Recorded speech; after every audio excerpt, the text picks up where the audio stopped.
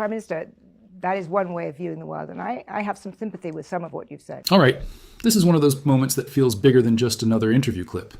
Because after months of headlines, endless debates, and global outrage, something finally happened that a lot of people genuinely did not expect to see.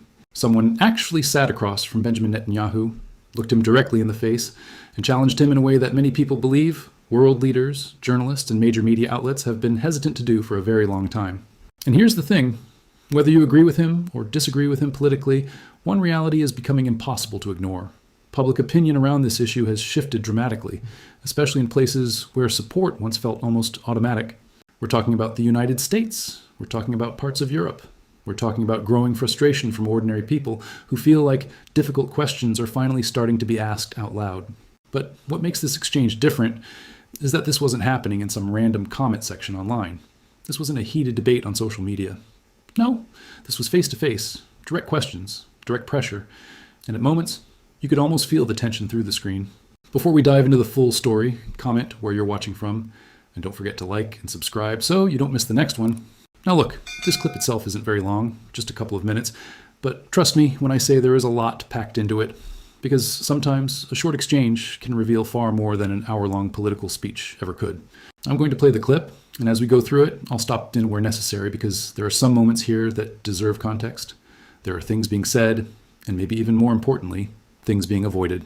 And by the end of this, we're going to break down what this confrontation actually reveals, not just about Netanyahu, but about the wider political narrative, the public reaction, and why this moment is getting so much attention right now. Let me give you another way, which is that many people around the world see the state of Israel as a country that is exclusively using military force, that has killed 70,000 people in Gaza, that is doing nothing to create a sustainable future for people there. That is a country, you've been accused of being a war criminal. That if you went to go to several countries in Europe, you're going to get arrested. This is not just mad campus radicalism. This is a feeling around the world. You said it yourself to us just now. In public opinion around the world, Israel is doing very poorly. And it's doing very poorly because people see a country that is behaving in a way that is not compatible with being a liberal democracy. And therefore, I think you have a problem. I think that loss of public opinion, what struck me from your autobiography was how subtly and for how long you have understood this. You know that political power comes from public opinion, and you know that you need to win the battle of public opinion, and you're losing it. You've absolutely lost it in Europe, but much more worryingly for you, you're losing it in America. And I think that what you've just told me about fanaticism is true in part, but it is not going to shape public opinion. People are going to roll their eyes and say, he's saying that anybody who says anything critical about Israel is anti-Semitic. He's giving this large, this story about fanaticism, and he's not accepting the fact that Israel is behaving in a way that we think is incompatible with the kind of liberal democracy that he claims to be. And honestly, this right here is why moments like this are getting so much attention.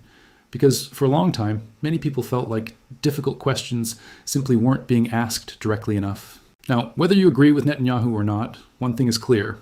Public opinion has shifted dramatically. You can see it in protests, political debates, and growing criticism across different parts of the world. And when journalists begin pressing harder with uncomfortable questions, it reflects just how much the conversation has changed. What stood out most in this exchange wasn't just the disagreement, it was the fact that someone finally challenged the narrative face to face, in a way many viewers feel reflects concerns they've been hearing globally. But I want to hear from you. What did you think about this exchange?